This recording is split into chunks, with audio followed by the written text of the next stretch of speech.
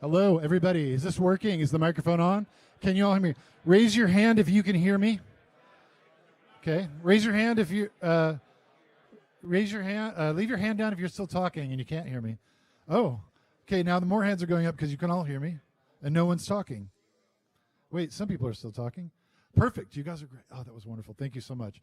We are starting exactly on time. Welcome to AI Tinkerers. Thank you for coming. I just want to go over tonight's agenda and who the heck I am and stuff like that, so you can kind of get oriented to what's happening tonight.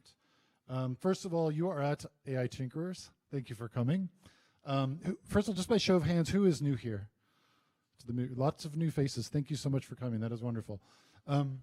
We are on a live stream tonight, so I want to also just welcome and thank people on the live stream for showing up, and you'll be interested also to hear what this group is about and what's happening tonight. So let me go to that before we thank our sponsors. So AI Tinkerers is a meetup group that is about building stuff. It's about active practitioners building with large language models and AI to build stuff. Because it is a magic moment where if you are one of those people, which if you're here, you are one of those people, you definitely probably have had the sensation of like, oh wow, I reached into my toolbox this morning and there's a new thing in there. It's a magic wand. This is special. This is interesting. I know many people with stories like that who've ended up starting companies or have lots of side projects and have found real value in sort of sharing and building and finding collaborators and discovering new things, or getting access to Claude 100K or whatever it is. Can you help me? Stuff like that. And so we've created this group exclusively for those people to come together and share and do their thing. And it's been a great success. I think the feedback has been wonderful. I've spent a lot of time with people over the last month asking what makes it special. And what makes it special is that it is AI tinkerers, not AI enthusiasts. That it is exclusive, that it does cater to that audience and that purpose. And so a lot of the feedback I got was, this is the best meetup I go to, or it was so amazing. Literally everybody I met is building something, and how unlike other meetups I go to that is like, and how special that is. And so that is really the core essence of AI Tinkers. And if you're new here, thank you for coming and welcome. I should say by way of administration and news that AI Tinkers has sprung up in some other cities recently, which is very exciting. I was actually down in San Francisco. They've had their third meetup. 550 people registered for 200 spots, roughly. 49 people submitted demos to give. We selected 6. Tonight we have 7 demos. I think we had 14 or 15 applications to propose for demos, so congratulations and cheer for that, please.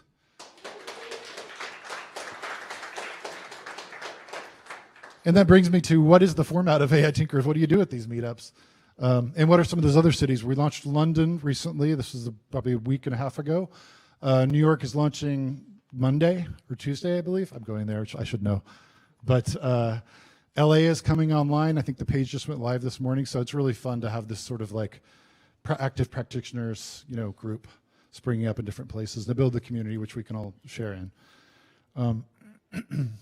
So let me talk just a second before we get into thank yous and what the agenda for the night is. We have the format of the meetups are, generally speaking, community submitted demos. Here's something I built. I'm going to open with the code and a stack trace, and then we'll run it again. Hopefully it works this time. Very raw works in progress technology demos, not product demos. I like to say, if you have your company name in it, it's probably in the stack trace, not on a slide. No slides, please. There are enough forums and meetups for slides and pitches. We're kind of all sick of that in a way. This is for practitioners to building stuff and share. So it's a very different format and very special. I hope you'll find that tonight with tonight's demos. But we also do, and then we do networking. We get in clumps of, we have food, we go have fun, we meet each other, we share in that way too. And so it's just networking and demos. But we also from time to time have guest speakers or spotlight topics. And I'll let Marius tee up tonight's in a minute. But in the past, we've done, Azure, OpenAI, who's a member of our community, also came and shared some roadmap. We had, when we were here last time at Techstars, we had someone from OpenAI who'd come up and showed some stuff that was coming out, I think, on GPT-4 before it was released. And it was just a really fun way to create a relationship with someone, there and to see something new. That's kind of the idea of a spotlight. So by way of thank yous, I'm kind of wrapping up my portion of it here. I just want to thank our sponsors for tonight, Techstars and Marius, and Pioneer Square Labs, who graciously donated the space and the food and did a lot of the labor. So Sarah, if you're here, thank you very much. This is her second one that she's done.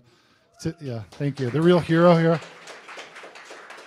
And I should also thank Jen from Ascend, who's always registering people and doing the QR code check-in and moving chairs around and doing whatever it takes. And it's just so helpful to have that, because the other part of the model I didn't mention is like, let other people do all the work, we just show up. So thank you very much. It really couldn't happen without the sponsors, and it truly is wonderful. So thank you. All right. I always forget the part, like, who the heck am I? My name is Joe Heitzberg. I have a company called Blueprints AI. I'm not going to talk about that, but I do these meetups here in Seattle and helping with the website and making them happen in other cities, because it just feels really fun and natural to do that right now. And it's a joy to bring people together and to meet so many smart people who are tinkering. So that's me. Let's go ahead and tee up the panel. So I hand it off to Marius. I'll do a little intro, and then we'll pass it over to Adam, and then we'll tee up. Promise I won't take too long. Hey everybody, welcome to Startup Hall. My name is Marius. I'm the managing director here at Techstars Seattle. I'll give a quick intro with Techstars Seattle, what Techstars is. Techstars is an investor accelerator. So we invest in early stage companies and then bring them to an accelerator to help improve their chances of success. We have over 54 programs around the globe. Techstars Seattle has invested in over 140 companies. So we're super excited to bring you all here to tinker and think up of new ideas, and hopefully at some point support you in that journey. Obviously this trend, this wave of innovation is moving super, super fast, and that's our goal, is to help accelerate your progress. Our application for the next cohort is closing August 9th, so happy to talk to you guys. But that's all I really have to say. I want to move on to the amazing panel and the demos that you guys are going to see here. But again, thank you so much for joining. This is awesome to see all of these people working together to build amazing things in the Seattle area, and I can't be super excited. So with that, I'll just pass it over to Adam, and he'll tell you more about PSL. Hi everybody, I'm Adam Loving. So I'm Techstars class of 2012 Seattle, and UW class of 96 computer science. So excited to have everyone here on the home field advantage that I've got. Pioneer Square Labs is really, it's a no-brainer for us to support what Joe's doing with Tinkerers, because we share that same ethos. We want to support the people that are out there doing it. I see art. We've got alumni in the crowd tonight from Pioneer Square Labs. So I've been with PSL about 7 years, and in that time we've done 35 startups, or created 35 startups. And we see this trend, as you all do, that AI is coming to revolutionize every aspect of what we do. And so we want to invest in you guys, and our biggest limiting factor is the founders for our startups. So if you've got an idea and you want to come talk to me, my other colleague Kevin is in the back with his bright yellow Techstars shirt on as well. We're both engineers actively playing with this stuff day over day and helping inform our startups. And we need more people to come and do that with us. So thanks for being here tonight, and look forward to the presentation. Don't forget the Wi-Fi. Oh yeah, Wi-Fi. Yeah. Do you know the Wi-Fi password? It's supposed to. Oh, okay. So just a quick demo logistics. This is to the demo folks today. Here's going to be the order. So if you could queue up over here before you're called and make the switch really quick, that'll be great for the live stream and for the audience. Normally we have like networking in between a couple groups, but because we're on a live stream, we're just going to go through the whole thing at once.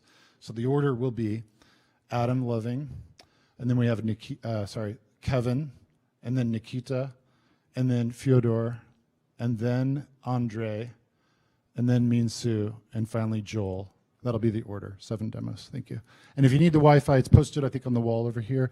So get your Wi-Fi set up and get your computer set up, have it hot and ready to go before you plug in for your demo. All right, thanks. Awesome. We'll get started with the panel now. this is going to be an interesting conversation. We are going to tackle a topic that I imagine everyone is familiar with. How is IP going to work with AI and its impact? And we have an amazing panel here, which I will let them introduce themselves because they will do a much better job than I will.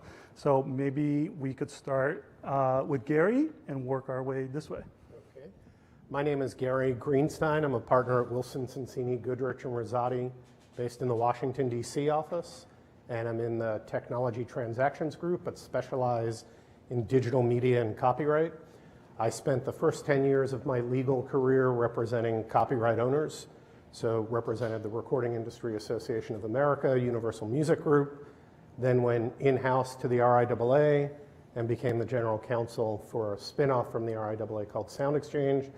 I then switched sides, as lawyers learn to do, and represented tech companies. So for the last 16 years, I've represented lots of different tech companies: Google, Pandora, Spotify, iHeartMedia, Bandpage, Bandcamp, Twitch, Musical.ly, which became TikTok, and literally probably over 800 companies. I have to give a disclaimer: nothing I say today should be attributed to my firm, a client, my children, my spouse, anybody. It is just my personal belief, and my personal beliefs change depending upon who's paying my mortgage and health insurance, which is how I represented copyright owners and now the other side. My name is Heather Johnson. I am the Director of Label Operations at a record label called FiXT. I'm also the chair of the board of A2IM, and A2IM is the American Association for Independent Music. We are the trade org that represents the independent music sector, which includes self-releasing artists and independent record labels. I actually started in gaming and tech and went to the dark side and went to music. The paycheck is not as great, I promise you. But I do love what I do, and I still do stuff on the side, courtesy of my developer partner who puts up with me and my need to have him build new tech for music, which if any of you guys decide to build a royalty accounting software, like, let's talk. I actually have a friend. Let's talk. Jordan? I'm Jordan Ritter, CEO of Augment AI. Long storied career building startups. This is my sixth. I joke to people building something from nothing is one of the hardest things you can do, and it's a crying shame it's the only thing I'm good at. So I just keep finding myself re-entering the mix every single time. I think, obviously you guys are marketing the fact that I was one of the co-founders of Napster. I owned the back end. Generationally, it was the first generation of Napster, so from 0 to 60 million with 2 million concurrent, which was the size of AOL at the time. That was a fun ride. Yeah, almost nobody in the audience knows what AOL is, so that's fine. I've since built startups around crowdsourcing, around anti-spam, anti-malware, anti-phishing. My first AI startup I built in 2002, before you were allowed to use the term AI, lest an MIT graybeard reach out of the monitor and smack you in the face for using the term to describe something that it wasn't. It's called machine learning back then. Been doing this a long time, usually solving my own problems, and then someone looks over my shoulder and says, hey, can I use that? And then someone over their shoulder says, hey, can I pay for that? And oh gosh, I'm back in business again. So, accidental entrepreneur. I'm actually an engineer. I write code still to this day. That's awesome. Well, thank you all for coming. And I'll start off with you, Jordan. Obviously we're sitting at a point in time where there's a disruption brewing in a lot of different industries. And I think you led one of those disruptions in your career with Napster. Do you see any similarities in what's happening today compared to what was happening in your industry, if any, and what would that be? You used the phrase disruption, and yeah, there's some obvious parallels, right? I think my perspective on, what parallels can you actually draw that are of value, I think, AI has the potential to disrupt all sorts of stuff, not the least of which is how we function on a day-to-day basis. But what made Napster a different situation was that there was an economic market force involved. We were all being forced to pay $20 to get the one song we wanted and the 12 that we didn't really care about. And people were fed up with that, and there was no need for that. And so we wanted something different. The industry wouldn't give it to us. We ended up building it ourselves. That was why that disruption came to be. I think this one is kind of a voluntary disruption. It's different in that way. It's no less impactful, maybe more impactful, but it's not driven by an economic factor. I think there's lots of economic benefits, but I think that's one of the core differences between then and now. Yeah, makes sense. And Gary, you were in the industry at the time. I believe you're at RIAA, not in the litigation form, while Napster was happening, right? But do you see any similarities now between what was happening then with IP versus what's happening now with generative AI? Is there anything that's similar or, that you could compare with between the two times? Yeah, I think, as Jordan described, there's disruption, the market need was not being satisfied, you didn't have the ability to unbundle a CD. Copyright owners generally, what a copyright owner is they're a lawful monopolist. So they have an exclusive right to an original work of authorship that's granted in the Constitution, and then Congress has codified that, and it lasts for a period of time. And so as a monopolist, you want control, and then that control gives you the ability to generate revenue through licensing your work. The fear with generative AI, I think, is multi-pronged for the industry today, similar to what it was at the time of Napster. Probably even more complicated now, because you've got the ability, number one, there's a flooding of lots of content, whether it's good or bad, it's just a lot of content. I think I saw recently 100,000 new works being added to Spotify each day, which is an astounding number. What does that do? It increases the denominator potentially for music that may get played, and it reduces royalties that go to copyright owners. Copyright owners, the big copyright owners, are the ones who are in the news, who bring the lawsuits. Most often they want control, they want revenue, whether it's to reinvest in artists or to create new films or new original works. That's all being threatened. And when people get threatened, they can become defensive or aggressive. And I think one of the things you will see that is similar to the Napster era is efforts to preserve that lawful monopoly. And copyright owners who are listening, hi all of you, they will accuse me of using loaded language, calling them monopolists or a cartel when they operate together, and in part that's true. But the control that they want to exercise is legitimate. It is a right granted to them.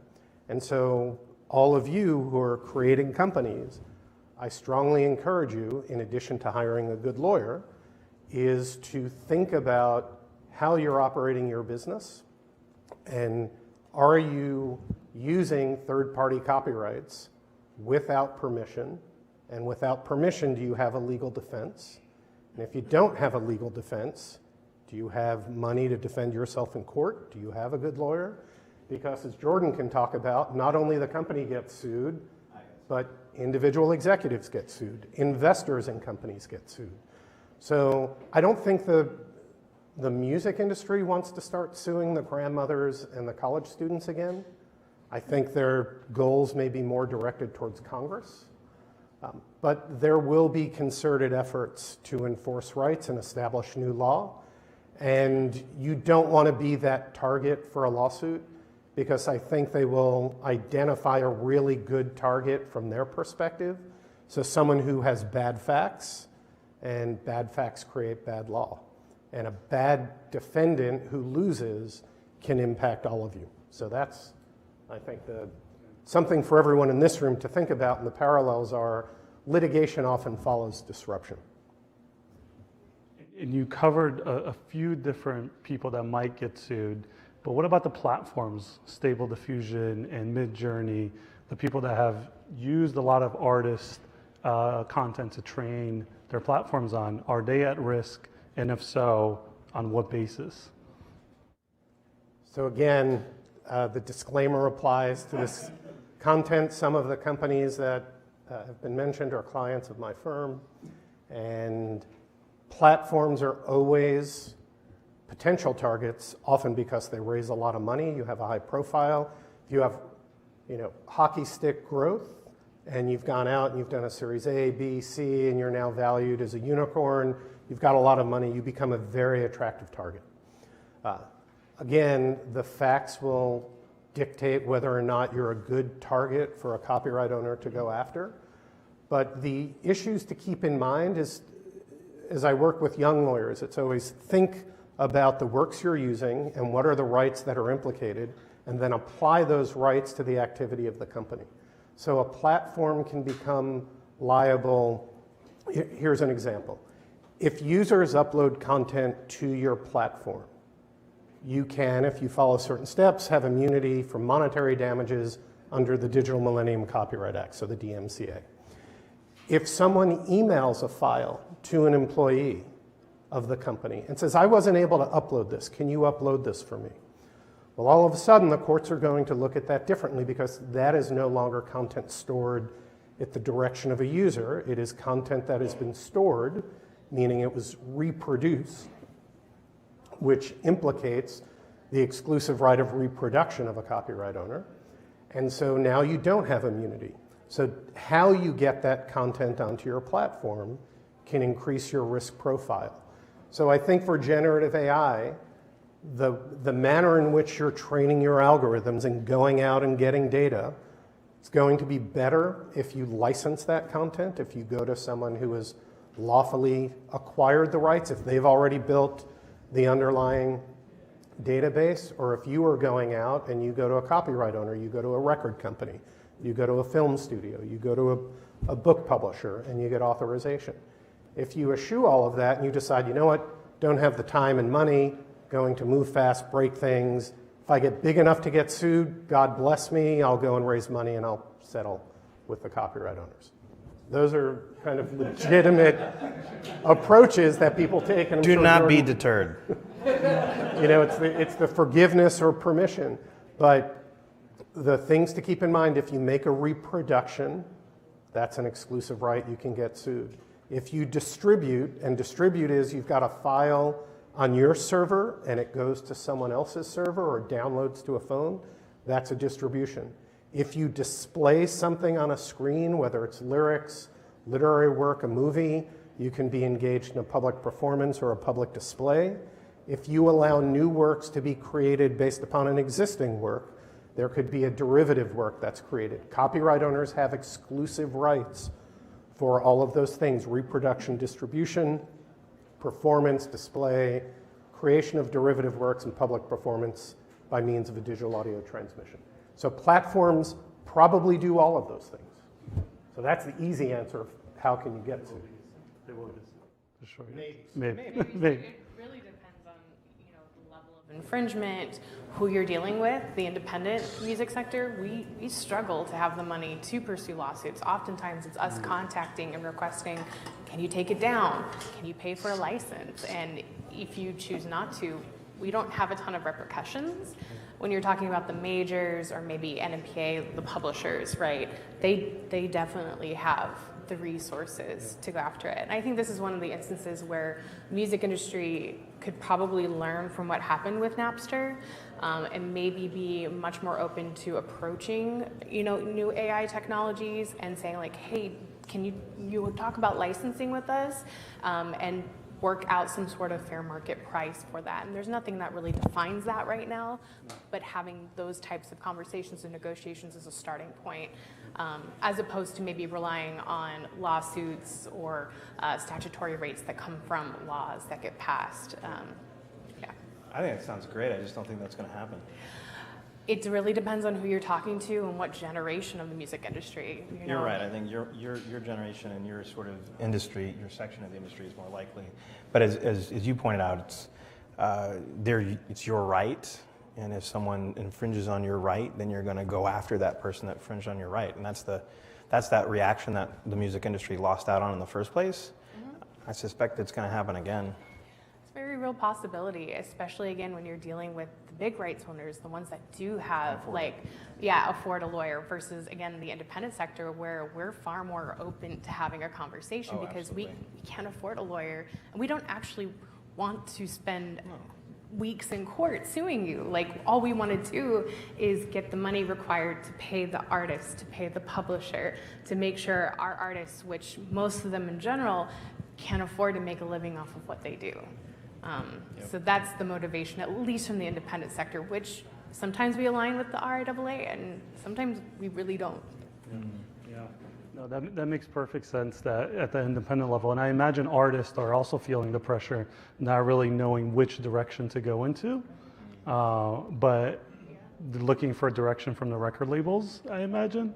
How are the artists feeling in this situation? Are some of them, taking upon themselves to do a license deal or to, put their voice out there for use for generative works? So a lot of our artists on our roster, they're non-exclusive. They can also self-release. Yeah. So when it comes to the rights that are assigned to us, they rely heavily on us to make sure that we get the most value for what they've created, and we do typically generate more revenue for them than they do with their self-releases. But we don't like restricting them to certain artistic lanes. We give them the freedom that if they want to release something that just doesn't fit with our repertoire, they can go do that.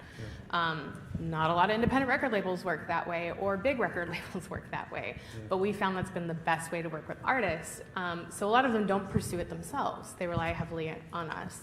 And a lot of our artists, there's a mixture. We have some of our artists that are fascinated with the new AI technologies and see so many opportunities. They're playing with them, and we've had to define rules on what we're willing to accept, because currently with the Copyright Office, you can't register something not human authorized with the Copyright Board. So we can't actually protect what they've created if there's too much or a lack of human authorship in it. Yeah. So we've got artists that are fascinated by it. Some of them are terrified by it, worried that they're going to be replaced, worried that someone's going to copy their voice. Yeah. So I think it's a little bit of everything. Makes sense. And Jordan, you're building an AI company right now. What direction, what approach are you taking? Are you taking the forgiveness approach, or are you doing this time by the rule book? And the reason I ask, I was speaking to another lawyer that was doing an acquisition deal, and some of the reps that this company had to sign was that none of their employees have used any LLMs, because potentially, their IP could be trained on by some of these LLMs, and that's really hard to sign off on. So are you encouraging your staff not to use LLMs while you're building? Legal advice, don't make an admission against it. You're on my side, right? Because you're on this side now, right? If I give you $1, we do, right? Yes.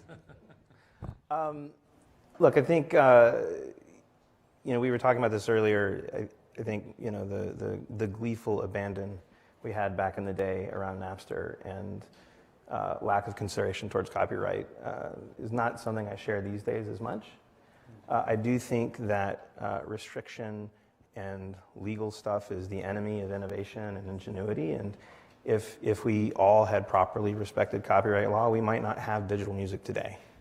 We might be still stuck with CDs and other digital forms of it, but we wouldn't have our iTunes, we wouldn't have our Spotify and our Pandora and all those other things. Just to be fair, discovery of music has shifted completely because of AI and new technologies. Yeah. How people discover music is so much. So awesome. You can discover artists internationally because of new technologies. You would not have been able to do that with a CD. Exactly, right. I think we're making the same point. So my viewpoint on it here is, what is a way to improve impact in a positive way and work backward from that?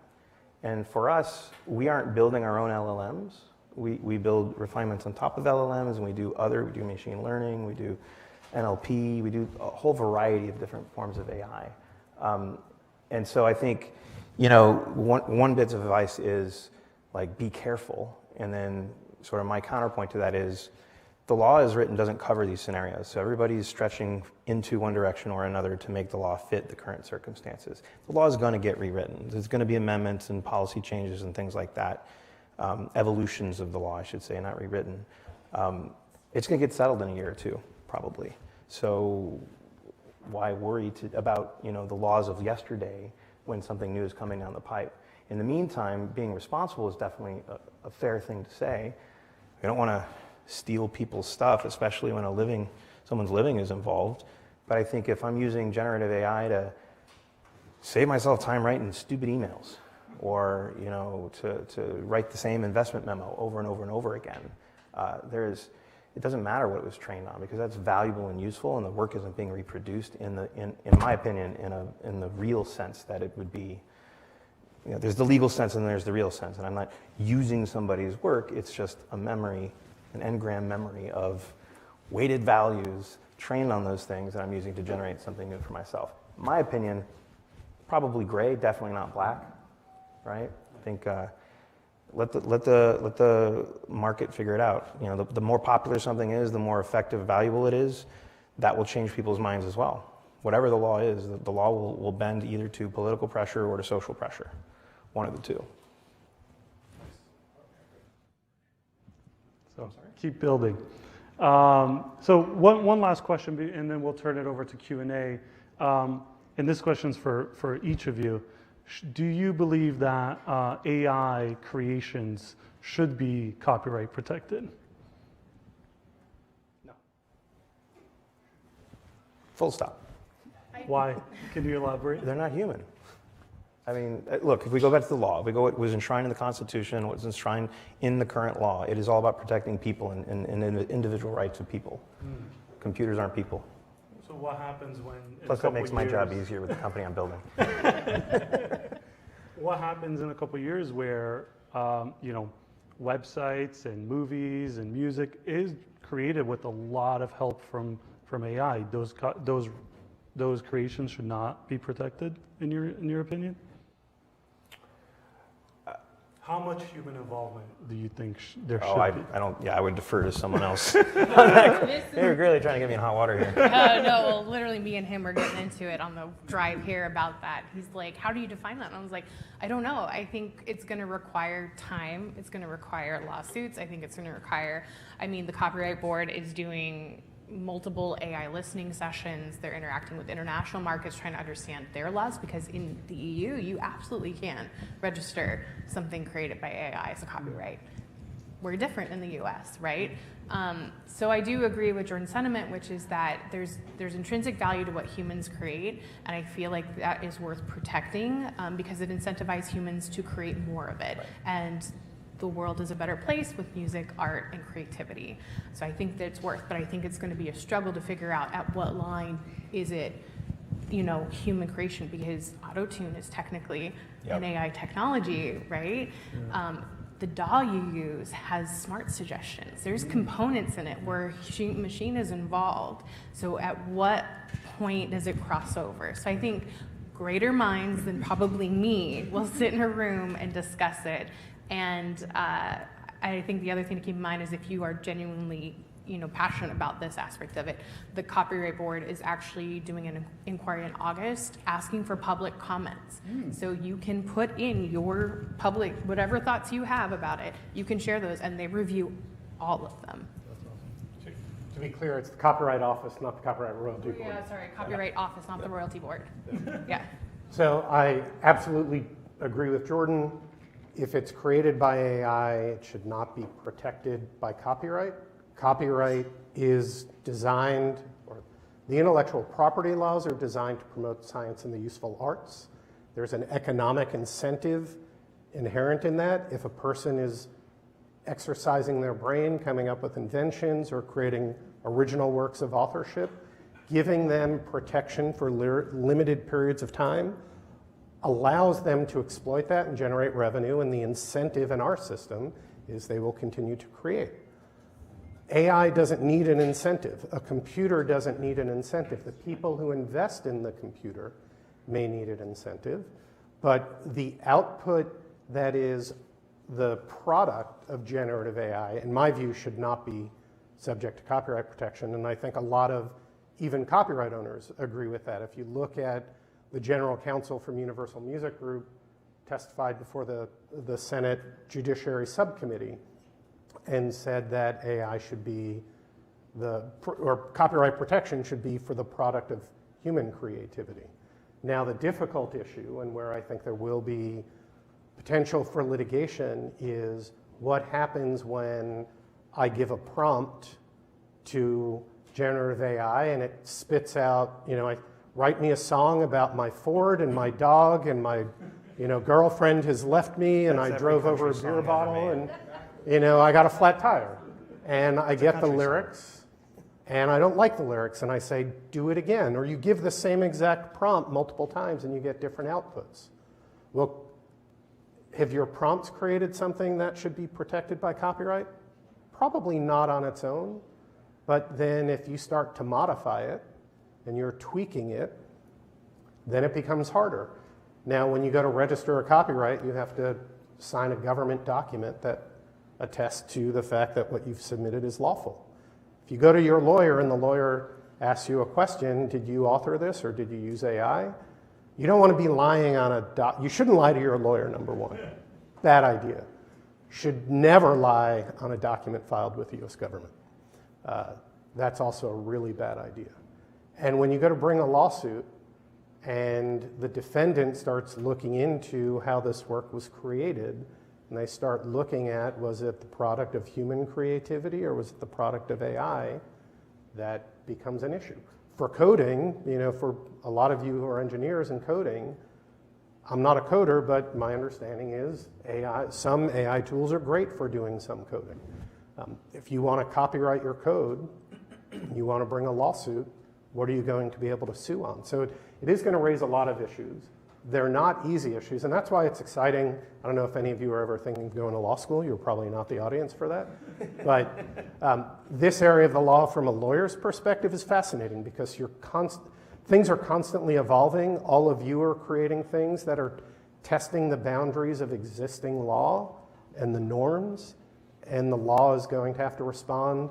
I do think if you take away anything from this talk tonight, focus on Washington, pay attention to what's going on in Congress.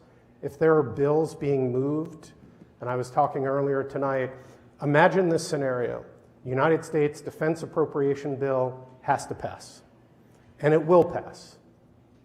And some lobbyist for some organization gets a staffer on Capitol Hill to insert a sentence in a must-pass piece of legislation. And that sentence says, any company using large language models, generative artificial intelligence, or any other algorithms for the creation of new content that is based in whole or in part upon existing materials shall be required to retain records for a period of X years of all material used in training that algorithm. How many of you would be happy living in a world where you now had a federal law requiring you to keep that record? Raise your hands if you're in support of that piece of legislation. So one person, he must be a copyright owner. How many of you would be very upset if that became legislation? Show of hands. Let the record reflect that the majority of people opposed. That could happen. And that sounded awfully specific. That didn't sound hypothetical. Stuff happens in Washington that will have a much bigger impact than anything you can imagine, probably from a court, and it will affect all of you. And you should figure out what organizations, whether it's through Techstars and working cooperatively in the community, either existing or new trade associations that spring up, but your voices should be heard. And you can be on both sides of the aisle, but you should at least be aware of what the risks are, and they're going to be real, because if you spend money lobbying Congress, you can get a lot more bang for the buck a lot faster than if you go through not weeks of litigation, years and probably tens of millions of dollars. Awesome, thank you so much.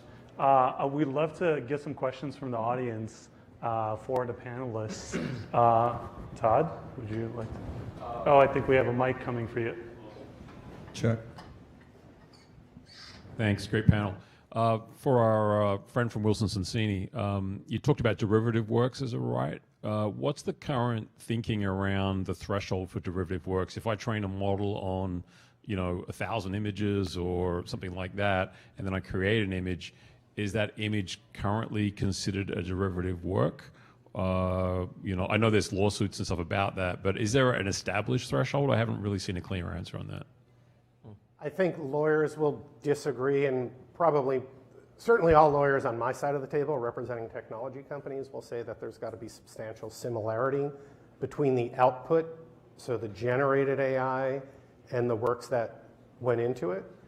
Now, if you've seen the Stability AI complaint and some of the images that were included in there, so that's Stability AI is a defendant, and there are some images that came from Getty Images, and they show you the original image from Getty and then the generative AI, and there's the soccer player image where the legs are deformed, and shout out for the U.S. women's national team. Hopefully someone's checking the score and the U.S. women are coming from behind.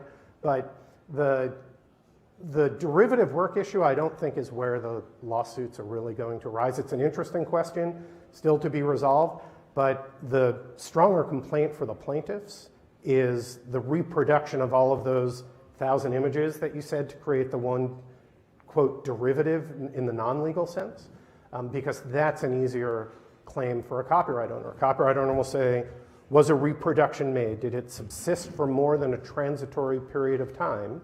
And then if it did, then that's cognizable as a reproduction in the law. So, and I can say that at least from my discussions with the music industry, both RIAA and A2IM, yeah, there's an interest in understanding the derivative work component, but that's not where our interest lies, and it's more about trying to get companies to get our permission before using our data in training sets. That's more what we're interested in, because I think the derivative work argument, for the reasons that Gary mentioned, is a little rough, really, realistically.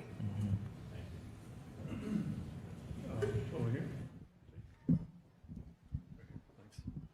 Yeah, so Gary, this is probably for you. I appreciated all the legal advice, but I'm very interested because one of the areas that's really It's not general guidelines. So one of the areas that's really popular is augmenting large language models with additional data. And so this would involve like going out and scraping websites, ingesting, PDFs or other documents. And so I'm wondering if you could talk to that specific issue, because the things you ticked off in terms of, storing or reproducing and whatnot, and if the user uploads. So I'm wondering if there's a scenario there where that type of activity could be pushed more to the user and less of the liability on a practitioner. really good, interesting question. And it's probably a very long conversation, but a couple of thoughts on that.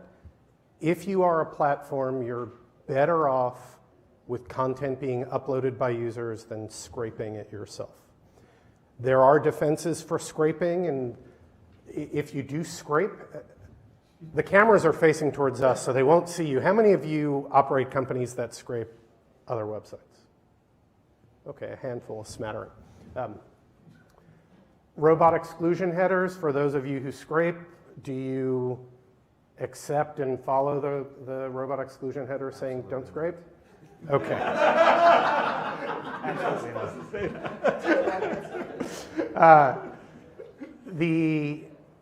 You should never go behind a paywall if you're scraping. You should never create lots of phony accounts to get around limitations. Those are good recommendations for hygiene, legal hygiene, but if you allow your users to upload content, you will have a legal defense, so long as you don't have actual or what's called red flag knowledge, so you're not putting your head in the sand and ignoring the likelihood that something is infringing, then you're going to be in a better situation.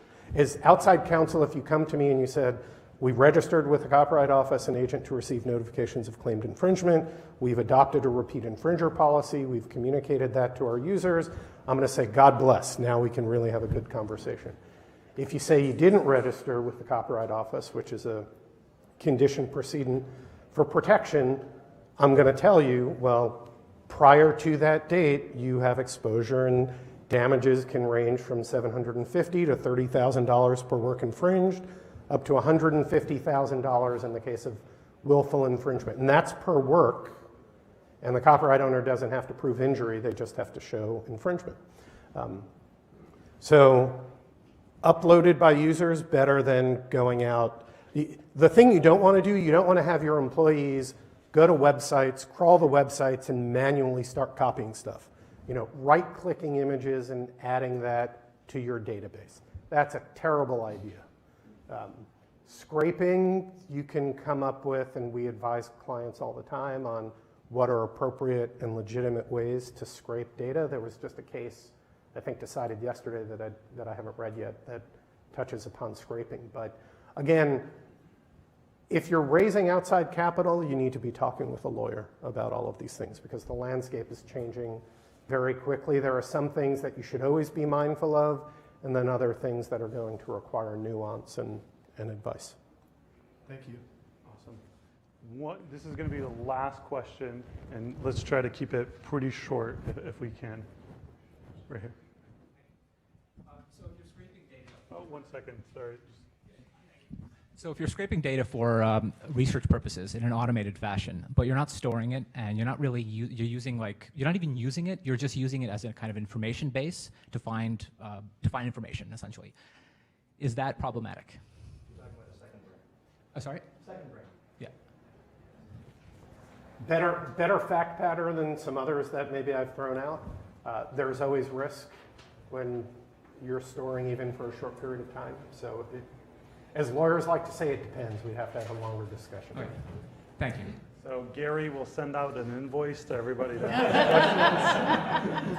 Thank you all so much. Let's give a big round of applause for the panel.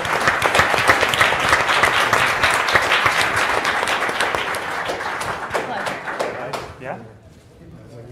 Oh, I love that. Hello again. Hello again.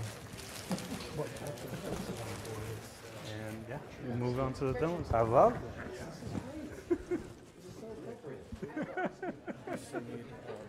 Wi-Fi for demos? Okay, perfect. I'm asking. Oh no, I just have it up here just in case. Do you want to tell them about the hat?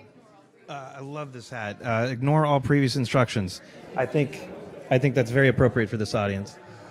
Yes. All right, everybody. Thank you for that panel. We're going to move on to the community demos, and then we'll have the networking after that. So just really briefly, I'll go over the order again, just so we can cue people up. Adam, you're going first. Kevin going second. Nikita going third. Fyodor going fourth. Andre fifth. Minsu sixth. And Joel will be last. We have, if you do not want to be on the live stream with your demo, that is totally cool. That is great. Just let me know and we'll switch the order out. And we'll cut the live stream before you get there. But for the rest of you, you're on the by default. So, all right. Attention, please, as we start the demos. Raise your hand if you can hear me. Raise your hand if you could see someone who's talking. Now stare at them. Okay, no, I'm kidding. All right, hello, everybody, raise your hand. Everybody stop talking. All right, we're going to turn our attention. We'll have plenty of time for networking after as we get through the demos. This is really fun, so let's get started. Here we go. All right, I'm going to play a Dr. No time cop with my phone, so 5 minutes. Just a fair warning. Bring it. I practiced. Is the screen coming through okay on the stream? There we go. Perfect. So I'm so excited to show you my agent named Edgar, which is 9 weeks old. I was inspired actually at the previous Tinkerers event. I've been super closely following all of the chain of thoughts, tree of thoughts strategies that have been applied to stuff like Agent GPT and Baby AGI. Of course, I've been wanting AGI since I was a kid. And then I read this research paper, which was called the Voyager paper, and I really, really liked their approach. This is the first time I read something where I thought, oh, I can see this turning into AGI. So what's different about my approach, inspired by Voyager, is rather than having tools, which the LLM uses, the agent itself has skills, right? So it's a code-centric model instead of an LLM-centric model. And so the actual code core of Edgar is just a couple of files in which it invokes the LLM to create the skills. So at 9 weeks old, Edgar's up to about 360 skills. This is an example of a very simple skill. So I used to be an object-oriented programmer, and now I'm a functional guy. Because each skill is atomic and pure in the sense that it takes the context in and it performs one very simple thing. The beautiful thing about this approach, you start with basic skills, think of like connecting to an API as a skill, but then you can build more and more complex skills as you work your way up the tree. So if we start with "Are you alive?" it's just "Yes, I'm alive," or get to a few layers up the tree and I'm fetching and stripping and compressing HTML. So get HTML page, strip the HTML, compress with white space, which obviously makes it a great input for GPT, or extract the text from a PDF, summarize it using GPT, and then send an email with Mailgun. So I just cannot contain my enthusiasm for where this is going, obviously, and we've seen a really nice trajectory so far. So that's what the code actually looks like. At this point, I've got integrations with email was a new one I added last week. So I can email Edgar. He's a first-class citizen in my Google Workspace account. And I can say, I'm looking to fill a CEO position for a new RevOps tool, search our ideation database contacts table for RevOps or CEO.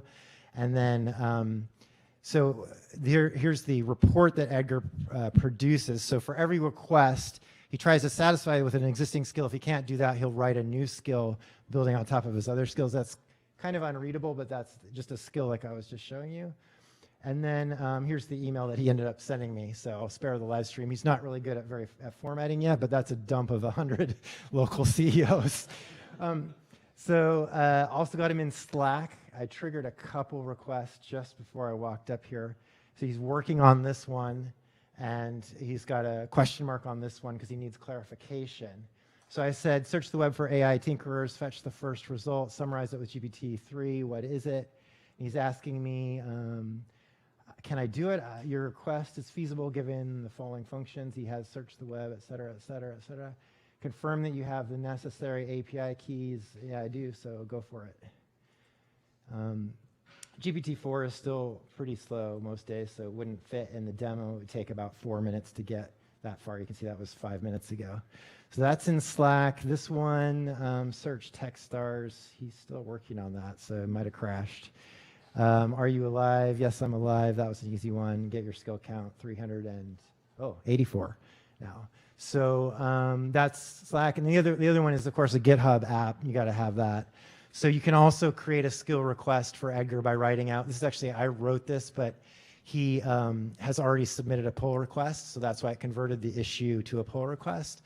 But the issue is exactly the same thing. It's just longer form. Please write a new skill. I think in this case, I'm working on the Outreach.io API, which is a local sales company.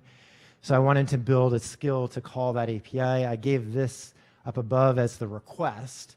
And then just like in Slack or email, he replies, can I do it? He actually, this one was so well qualified that he actually started writing the response, writing code in the response. So I just said, yeah, that looks great. Goes ahead and does it. And here's his skill generation report. Much of this was inspired by, you've seen Kevin Lenaway's demo of Auto. So it's kind of the same inspiration. It's just really cool to see it working in GitHub. So here's his implementation of that skill, a test, and then how he called it.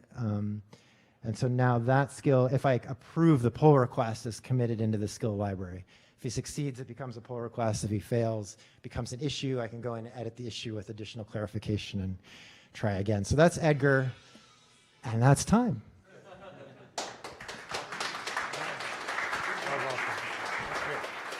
Thank you, Adam. All right, next up we have Kevin, and after that, Nikita can queue up.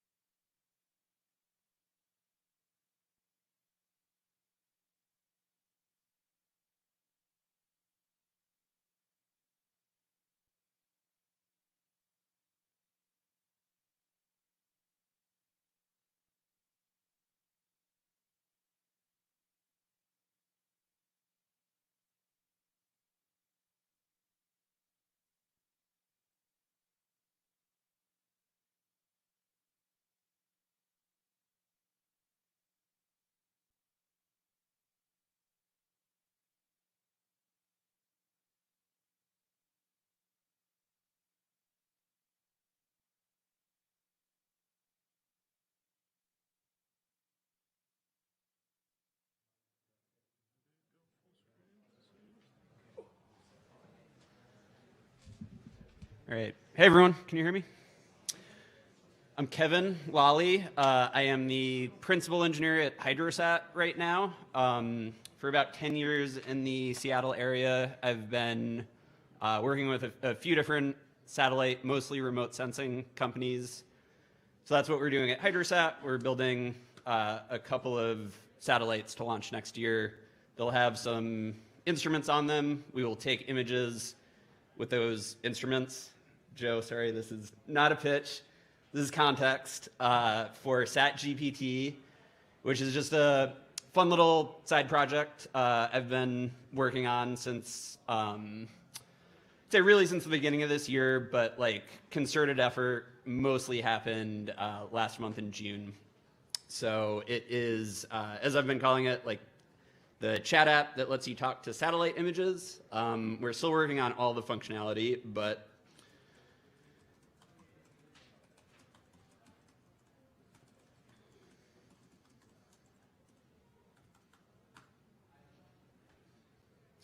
this is a nice way to, get acquainted. This is running from CodeSpaces instance just next door. Okay. So yeah, typically when folks are wanting to work with satellite images, they will often have like a pretty, well worked out workflow that is what they need. They're gonna kind of repeat it day in, day out based on the data they're working with, whatever their use case was. My thought with this app, and it was kind of grew out of having like some small successes in OpenAI ChatGPT interface, building that more into kind of my own like plugin style app to do these searches. It will help you without much of an idea of how these workflows actually come together. My thought was that anyone could kind of come in, and this is a very low friction way to kind of get your first satellite images. I am just gonna start typing, but one thing I would be very happy to do here tonight is take requests. I haven't done a lot of that yet. But yeah, we'll see how it works generally, and then maybe folks can give me some extra ideas. So.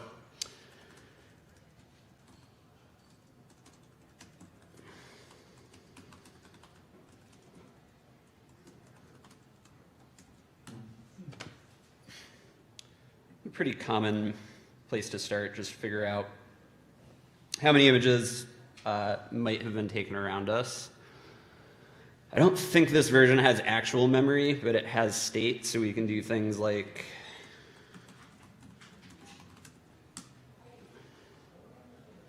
and this is basically going to reference a metadata object, which was returned already in this last search, but now we're going to plot some additional information. So it's been pretty sunny here this summer.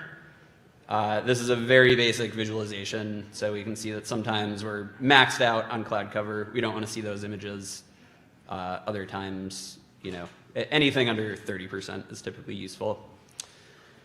So let's see. Other general stuff before we pull up some actual images. We have access right now to Landsat, Sentinel, Modus, Aqua, and Terra. Those are kind of the most popular optical imagery, red, green, blue. You can get something that looks like what you'd expect. But I think with all that being said, since we're going to keep these moving quick tonight, I'm going to give it my kind of magic word here. Ooh. Seems to be giving up on me tonight for some reason.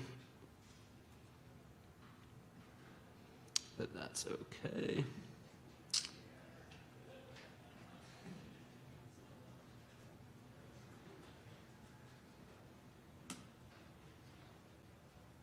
I think it died.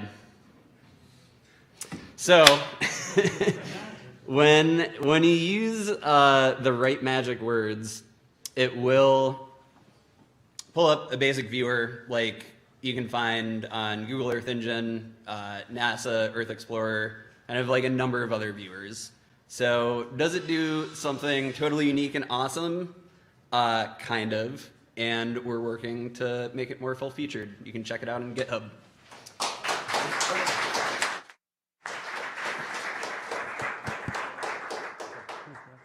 Nikita. Cool. And you came from California? From California. I actually lived here in Seattle for 6 years. So, and it was fun. All right, so I'll see a desktop. Okay, stand by. We need to turn on mirroring. I need to turn on mirroring.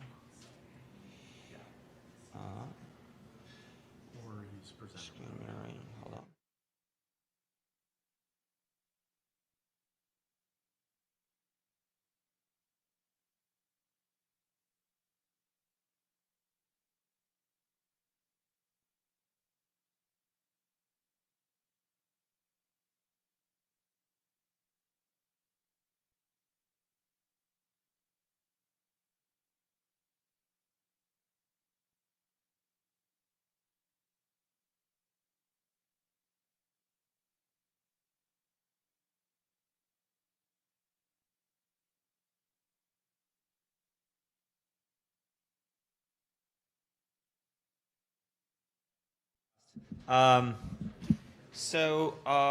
How many people use embeddings?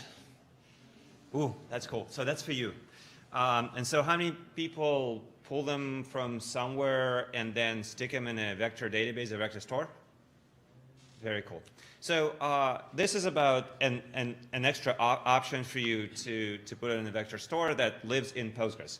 And so my name is Nikita. I'm CEO at Neon, and Neon is serverless Postgres. So very quickly, I'll set up context about this project that we've done. And for that, I need to explain what Neon is, but I'll do it very quickly. So Neon is serverless Postgres. So you can push a button, and I'll show you that. You can push a button, I don't know, here. Go to dashboard. You say, I want new Postgres. By the way, it's free up to a certain limit. And I can say AI, and I push a button, and you have Postgres. And in this particular case, a database is a URL. So it's already up and running. You can connect to it. I can copy, connect to it here, pSQL, Postgres, right? I'm in. So you don't need to do anything. And then it will scale up and down, storage, compute, all of that stuff. And what I was doing 2005 to 2010 here in Seattle, I was working for the SQL Server team at the time. So, so now, after I explain what Neon is, we also do like things like allowing you to connect from the edge to Neon and do it super low latency, all this good stuff. But then we realized that people want to store embeddings in the database. And when we looked around, there's like an extension out there. It's called PG Vector. It's pretty cool. But when we tested its performance, we find it unsatisfactory. And the reason to that is that PG Vector implements this algorithm called IVF flat, and then there's another one that's called HNSW that's implemented in many libraries, such as Facebook Face, DiskKNN, stuff like that. So we decided to wrap it. And we did. I actually announced it on the previous AI Tinkerers in San Francisco, but we've done more work since. The way it works, so if you go to, and I'm going to choose another database here, and this one is called PG Embedding, go to the SQL editor, have some saved queries here. And so if you use PG Vector, so you run this command select star from a table, and then you put a predicate where vector and special operator, and then, which is the distance for that operator with a given vector, and then get the top 10. So if you run it, and there's a million vectors there, it comes back, and it comes back in about 635 milliseconds. Now, it's only a million of them. Now, we did it in our new thing called PG Embedding. We're doing it at 57 milliseconds, so about 10 times faster. And so that's what I recommend you guys check out. Everything's open source. So we can use it on the Neon platform. You can download it. The code is there. So when we launched it, we got some interest from the community. Like the GitHub stars went up temporarily. They're flattening out.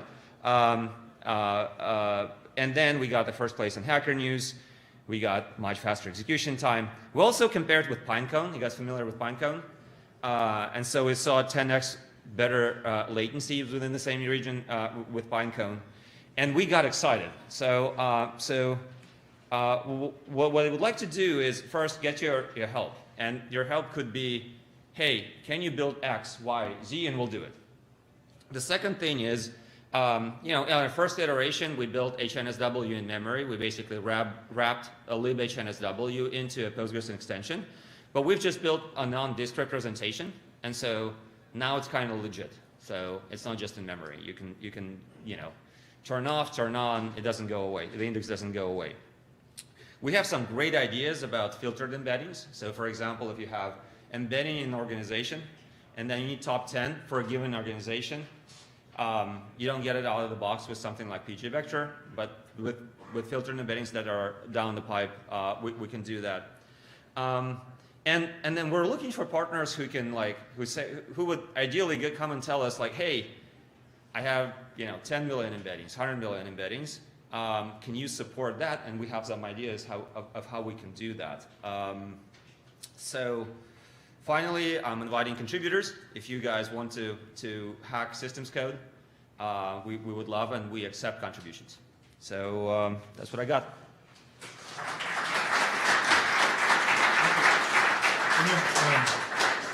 While Fyodor comes up to set up, I have one question for Nikita. Question. What is are you working on anything to merge, like there's the world of like queries that are like fields and selectors and filters, and then there's the world of vector queries, which has that one operator. Well, two questions. Is that operator custom, or is it part of Postgres? That operator custom, okay. But it's so Postgres has an extension system, so you can define an extra operator. Got it. Okay, so that's how you do that. Defines this extra operator. Are you doing any work or planning any work? Are you aware of any work that kind of like lets me, because a lot of things are like, to merge the human language query, you have to do an LLM step, which is not 63 milliseconds, very expensive. And then now I'm running two different separate queries, one kind of in SQL standard and one in like vector query. Is there anything to like make that problem go away or faster or better? Well, I mean, the only way to make LLMs faster is given more GPUs, or like with OpenAI by provision capacity. So we're not solving that problem, but we are so right now we focused on systems and vector math, but next step is going to be convenience. So how can we like push the data into Neon and say, hey, embed this data for me, and then we will go and talk to OpenAI and we'll run the embeddings model, or we pull a model from Hugging Face and do that. So right now we're just focusing on systems, but in the future we'll focus on convenience. Okay. That's all. Thanks. Fyodor, are you here? Go ahead and plug in.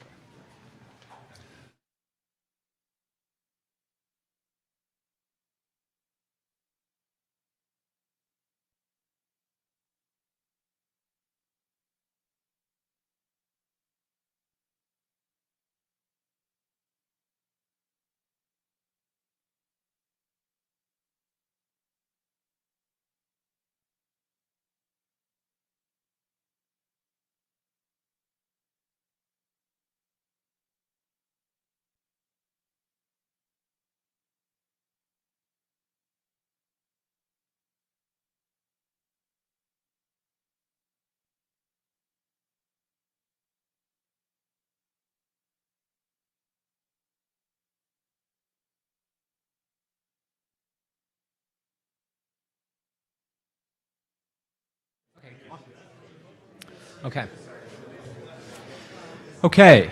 So I apologize for the slides. There's going to be no code shown, or it's all sitting on a machine learning rig that I have at home. But I will try to keep it absolutely as technical as possible. And I'm here to talk about a new way of generating content. It could be marketing content, but it could be content of any kind. It's in fact a new way of generating NLP workflows, leveraging generative AI. But a system that allows you to actually build the content from the ground up, from a factual basis, rather than simply asking it to regurgitate a blog post or any kind of information. We never seek information from these generative AI systems. Rather, we find our own information, also leveraging generative AI, but then we kind of bring it together and we build up the content component by component. Okay, and so this ends up producing relevant, non-hallucinated, and human-like content. So apologies for the image, too slide-like, but I wanted to kind of explain this concept that I think that a single input and output pair that you send to generative AI for a prompt and the outputs that you get is not sufficient in terms of actually accomplishing a task. I think you really need to string these individual input-output pairs together and provide a lot of global context. And so that's what we're doing. We're trying to stitch together individual operations within a generative AI system in a kind of containerized mechanism. So it's not quite a human brain, it's not AGI, but it is a tightly controlled process. And so this process requires, I'm going to stand up, it's a little bit awkward.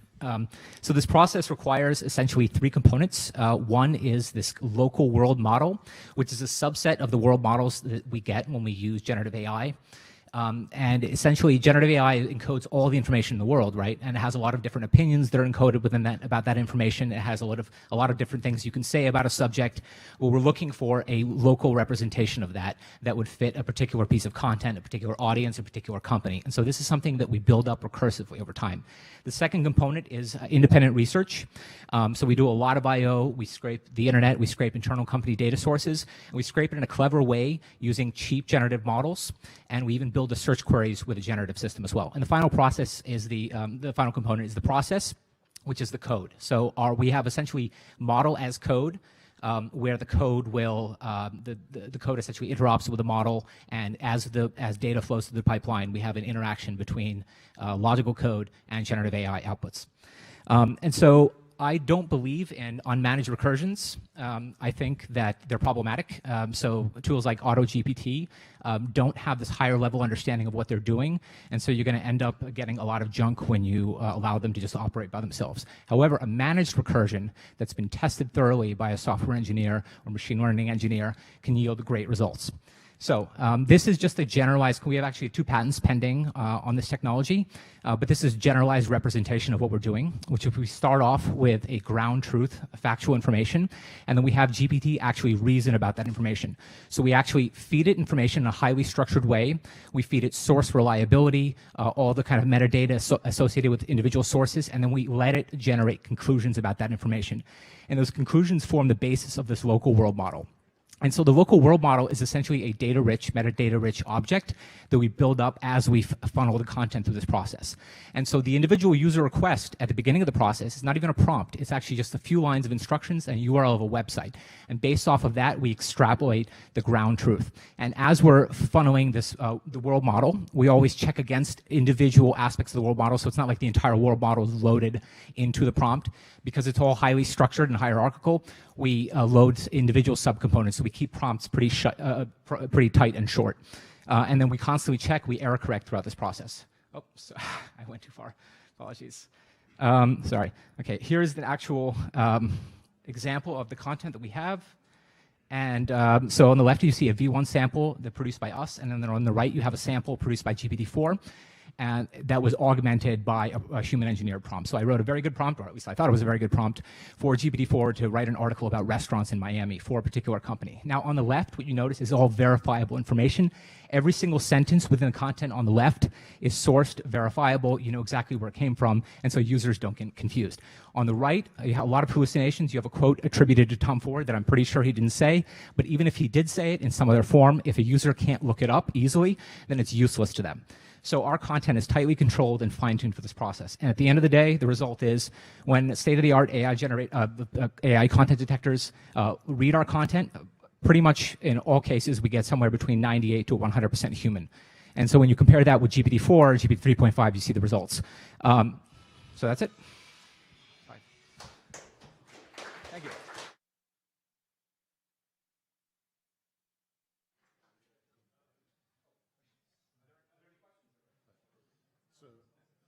Andre, you can come up. And after Andre, we've got Means Sue, and then Joel. We're done.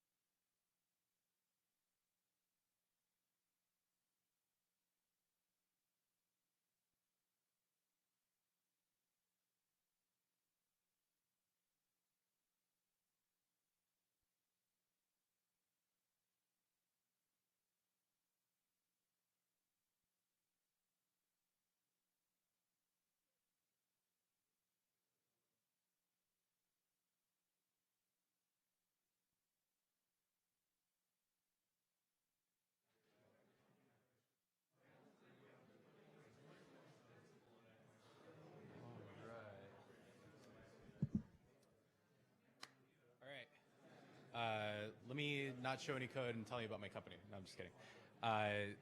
Let me tell you a little bit about. Can't hear us? All right. Testing 1, 2. Listen to my. All right, I'll pick it up and do it like Bon Jovi style. All right. So let me tell you a little bit about what we put out recently. Thanks. So let me take a step back. Hey everyone, Andre Elizondo. I work at Y Labs. At Y Labs, we do a lot of stuff around ML and AI monitoring. The reason why I'm here is we actually have spent a ton of time thinking about and working with folks and building ways to monitor language models. So a couple months ago, we came out with what we call LangKit. LangKit is basically what I'm going to be focused on today, and really what it is it's a way to extract signals from the interactions with your LLM. Our focus has been doing this at scale, so you'll see kind of like how we do this, and I'll talk a little bit about examples and how easy it is to get started, and would highly recommend folks try it out. Give it a shot, totally open source. We have a platform where you can collect the telemetry, but I'll be focused on mainly the library. So if we kind of just start with what LangKit is, what we really just require is the prompt and response, so basically the interaction. What we do from that, let me make my text a little bit bigger so it's easier for folks in the back, is we extract a number of different quality metrics, sentiment, relevance. We calculate a bunch of different things behind the scenes with like embeddings to calculate distances. But what we try to do is basically just make those super consumable. So like if you're monitoring your model, depending on your use case, maybe you want to check that it's summarizing your documents correctly. You want to expect that it's like, if it's doing dialogue, it's not just spouting toxicity and things like that into the ether. And so what we do is we have a bunch of different modules that you can import really quickly. I'll kind of go through one of the ones that you can get started with right away. And using this different modules, you can modify them yourself. You can extend on them really easily. And you can use them to basically monitor your LLMs in production. So like I said, super easy to get started. It's a Python library. If you're using LangChain, we have a native LangChain integration. And as far as like how easy it is to get started, 3 lines of code. You import ylogs, which is what we use underneath to create a kind of a collection or a profile.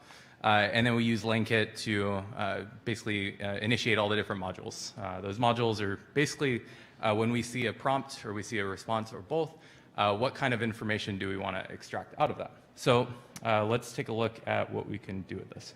So if I pull up a terminal real quick here. All right. So you'll probably see a lot of stack traces, so I'll give you that. But if I just go ahead and jump into Python, and I go ahead and import LangKit, let's go ahead and make sure that's installed correctly. Boom. Okay, so like I said, LangKit just has a ton of different modules that you can get started with. So if I go ahead and just look in my history, I'm going to save you all my terrible typing skills. One of the things that we did is like a lot of those different collections, so like relevance, similarity, sentiment, toxicity, things like that. We organize them into different kind of packs. So one of them is just LLM metrics. So if I import that, what I'll get is actually very simple. I'm going to jump over here and just show you. So let's see. So out of the box from doing that, I get some pattern detection where we can identify things like specific tokens we don't expect our LLM to be talking about, specific topics, sentiment, a bunch of text statistics that we'll pull out, comparison to known themes. So we use this for like looking for jailbreaks, looking for refusals from your LLM, and then also input-output similarity, which we use to calculate relevance. So getting started with that, what I can do here. So I imported the library. I went ahead and pulled down those LLM metrics.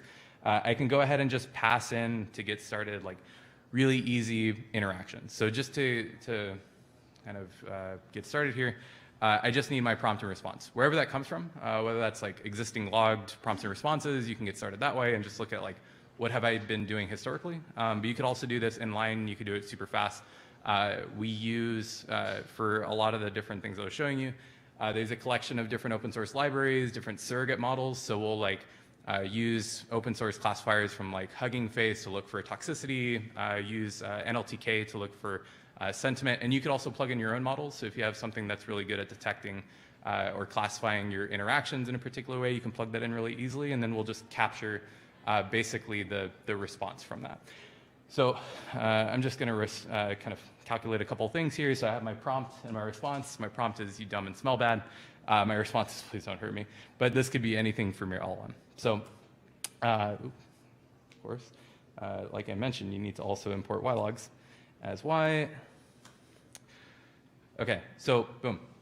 Behind the scenes, we're running a bunch of different functions to extract those different metrics. And I can see, for instance, that my profile contains those different metrics. So if I just kind of interrogate my profile here, I can see all the different metrics that were calculated. So boom. Lastly, all these metrics I can collect in the platform, monitor over time, and then alert you when something goes wrong. So hope you use LangKit. Thanks for your time.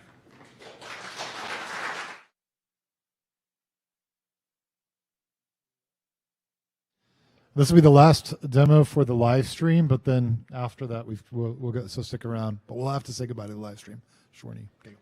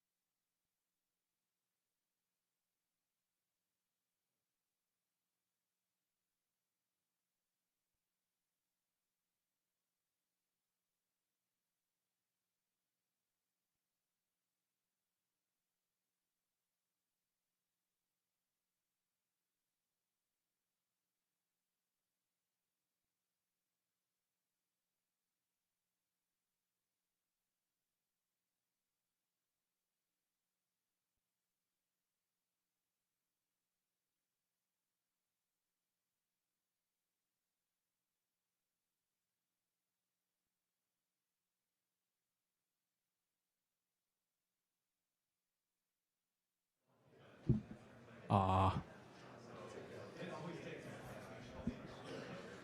right, should I? Okay. Hi, my name is Minzu Lee. I'm the guy that's been saying Waymo is not gonna work since 2017. I'm gonna talk a bit about that today. But first of all, on the context side, we're training self-driving AI with dumb cars, and this is a kind of contextual demo. This is our product right here.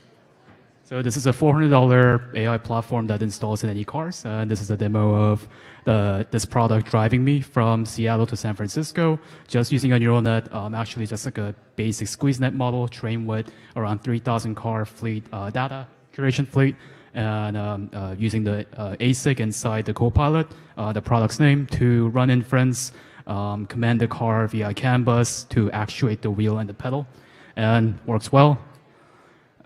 Went all the way. And it's the first installable mini, quote-unquote, mini Tesla full self-driving computer that installs anywhere. It enables real-world vision model testing and data curation with 1.4 billion cars already on the road today. It's running OpenPilot model right now from Comma AI. It's around 40 megabyte model, pretty tiny, but it's only using less than 10% inference power of the Copilot, as opposed to Comma 3, which is $1,500 and using about 80% load to run OpenPilot. It's capable of running a much larger model for like closer to Tesla for city driving, like visual transformer, and it's the only option on the planet to add ADAS, like collision warning, that actually works to cars that do not have it. This is kind of comparing just the model architecture. This is none of it from Tesla. It's visual transformer by FPN from other companies. But that red box that you see here, that is the OpenPilot equivalent model that's currently running the autonomy demo and ADAS in the Copilot. And to sell, we provide mass security, safety, and savings like 24/7 security with live break-in detection and live stream, but I'm not going to talk about that. Takes 5 minutes to install, 360 view around the car, so side and the rear for 360 coverage, and 20 trillion operations per second AI compute using ASIC. It is actually $400 and we make money. And as you all know, AI is data, and only edge AI hardware can test and curate data. Here are some examples of data that needs to be curated, like is this car a classifier for telling if the car is parked or stopped, even for humans, is pretty hard to tell. And Tesla's model made a mistake, which they fixed by curating the data with that awareness from the test, relabeling it, and now it's fine. And the same case for lane, like a regression model. So it's obviously had this data before to know this is a lane and you're supposed to drive on the shoulder, but it still makes a mistake in the beginning that driver reports, snapshots, and for retraining. And this is what the engine looks like. Again, you just test it in the model to figure out what data you need in the first place, because 99.9% of the data will be completely useless and overfit the model. And with that, you create the data, retrain, redeploy, infinite loop. What about other Waymo and other companies? So that was my research in college. I was advised by Professor Howard, who was working in navigation for the CMU team for the DARPA challenge. That became Waymo. It's only really for indoor cases, and that's the deployment today. And again, this is hard to explain before, but core of the Waymo is not AI. They use sprinkles of classifier net for detection, but the core of the AI in Waymo for decision making of their car is this. They draw a line. They draw a line in the HD map, and they've been drawing line for the past 20 years to turn it into a virtual tram. It's not going to work, and it's especially apparent now that Tesla's AI model, just using camera and neural network, very large model, already is better than Waymo and Phoenix and SF. That's been basically the two cities that have been HD mapping for the past 20 years. And it's not working. It's never going to work. It's not going to work. To catch up, they will need to delete their entire repo and essentially start from scratch with the basic path planning model that we're running now and add onto it for a larger model. And imagine drawing an HD map in this environment, like India. It cannot be done. And even in more sterile driving condition, it doesn't work.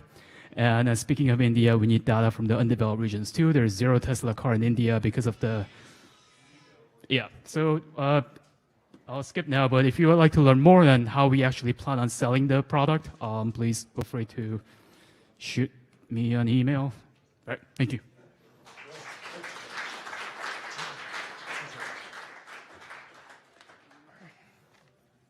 All right, so this is where we're ending the live stream. So for those of you tuning in from home, thank you so much for tuning in, and we're done with the live stream. Thanks for joining us.